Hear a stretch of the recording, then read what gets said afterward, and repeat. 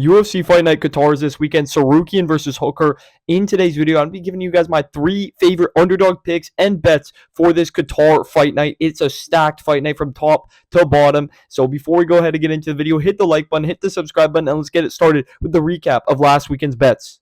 So unfortunately, last weekend, we did not hit. It was the worst week that we've had in a while, the worst weekend, I would say, that we've had in a while with the underdog bets. I had Chepe Mariscal. He was plus 110. He was hovering around plus 110. I thought it was a steal. So I'm not going to lie. I placed a decent amount on Chepe. I really thought Chepe could get it done. But damn, Pat Sabatini's back control, his back take is just so good. And Chepe was not able to escape for very long. And when he was up and around, he wasn't able to do enough damage to win the fight based on damage. And Chepe just had enough. Chepe got controlled long enough for Pat Sabatini to get a decision win. Good win by Pat Sabatini. I didn't see that one coming. I really thought Chepe was a steal as an underdog on that card. And then I had Roman Kopylov, who also lost to Gregory Rodriguez by decision. It was kind of the same thing with both fights where their opponent just controlled them, was out-voluming them, just pushing the pace, and I really thought that Roman was going to do more. It was a frustrating fight to watch because you're looking at a guy that's got a lot of potential. I thought he was the better striker by far, the faster guy.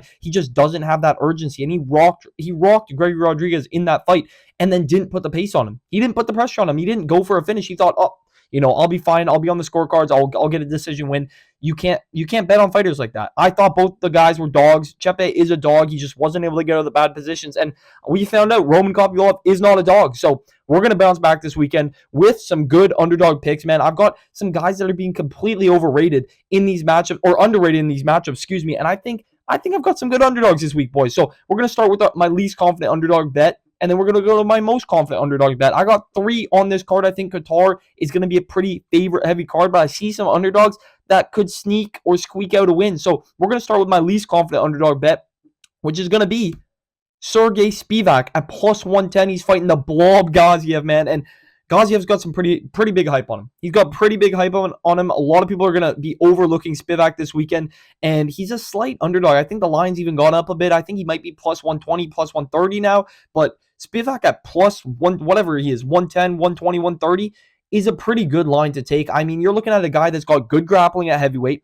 He's shown off his submission ability. His stand-up isn't the best, but he's been able to stand with some guys. He arguably beat Waldo Cortez Acosta in his last fight. Had a close fight the time before that against Jailton Almeida. He almost finished Almeida, and then Almeida reversed the position and got a ground and pound TKO. But Gaziev's not going to do that. Gaziev is not going to reverse positions. He's not going to be grappling with Spivak. So if Spivak does what Spivak does and he gets those takedowns, he looks for submissions, I think he can finish Gaziev. I think he can wet blanket Gaziev. Gaziev does not have the best takedown defense. The guy is a blob for a reason. Big meaty hooks. And I think Spivak's the much more dangerous fighter of the two. If this does go to the scorecards, I would expect Gaziev to win, whether it be by split decision or by robbery, unanimous decision, something crazy like that, because we are in the Middle East. We're in Qatar.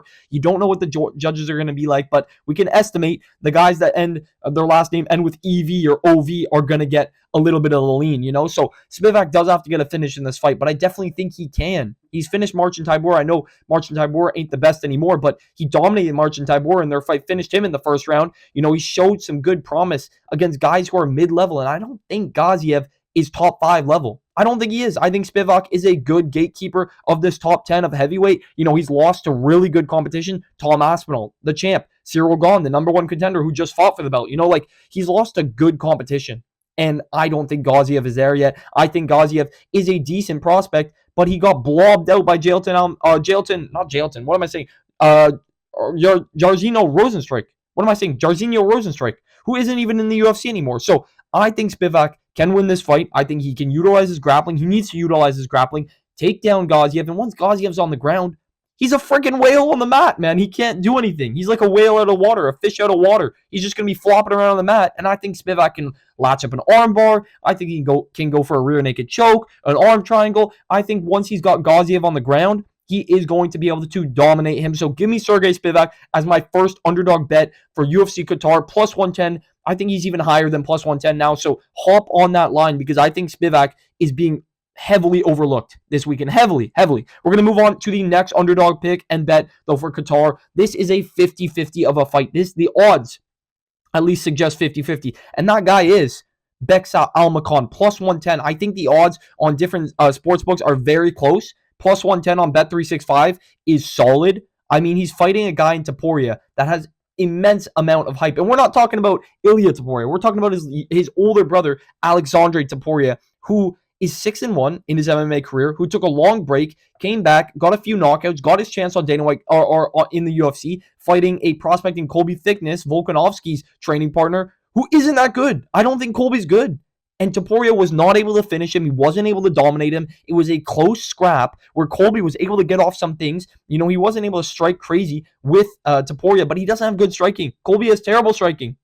The fact that Topuria couldn't finish Colby looks really bad now. You know, I know Colby just beat that Congo guy, but he's not good either. I don't think Colby's good. I don't think Colby's going to be anything in the UFC. And the fact that Topuria did not finish him ages terribly. Unlike a guy in Beksa Almakhan who knocked Umar Nurmagomedov, the number one contender, down in the first minute of his fight, was able to get into some scrambles with him on short notice. He was a massive underdog, dropped Umar badly with an overhand right. He's got big power in his hands. He's dangerous. He just flatlined KO'd Brad Katona in the first minute. Katona's never been finished. I watched that fight live, but Beksa literally landed one uppercut, dropped him, finished him in like 30 seconds in the fight. Maybe it was like a minute, but Beksa's got big power. His boxing is going to be way better than Topuria, in my opinion. Topuria is more defensively sound. He will be bobbing and weaving, and I think he's got better grappling, but I think Beksa is so live in that first round to catch him and knock him out. Topuria has been knocked out before. He can be clipped. He can be caught. That was a long time ago,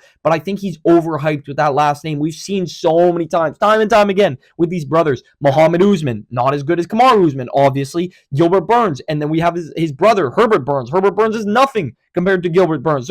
There's brotherhoods that are overhyped, and then they come in and they shit the bed. So I think Beksa Almakhan is a high-level prospect in the UFC. He looked good against Umar on short notice. He just destroyed Brad Katona, a guy who's never been finished, and I think he can finish Topuria. So give me Beksa Almakhan at plus 110. The odds are going up and down, but I think Beksa is live in this fight to find a finish or to just outbox Topuria. I think he's going to shock a lot of people. So Beksa Almakhan plus 110 is going to be my second favorite underdog for UFC Fight Night Qatar. We're going to move on to my most confident underdog pick and bet for this card, a guy who is being completely overlooked. A guy who's being completely counted out, and he's a guy who's cashed me before as an underdog. He's been an underdog in almost every single one of his fights, and that's going to be Bogdan Grod, plus 225. He's plus 225 against Luke Riley in Luke Riley's debut in the Middle East, fighting a bigger guy. Bogdan Grod is going to be bigger in that octagon. He's got great grappling. He stands and he bangs, and he is a good striker. I think Bogdan Grod is very, very underrated. He had a really good debut, destroyed his opponent, ground and pound TKO, then had a very close fight with Muhammad Naimov, who is borderline top 15. And I think that could have been a split decision. When I go back and I watch that fight, Bogdan was landing some good shots. He was grappling up Muhammad Naimov, and I think he's going to put a grappling clinic on Luke Riley, who is an overhyped, overrated Cage Warriors guy who is undefeated, who has good knockouts, who has flashy knockouts, but he doesn't have one-shot knockout power. If you're going to put out Bogdan Grod, you need to chin him bad. He's been chinned. He got chinned by Tom Nolan on Dana White Contender Series. He got chinned bad.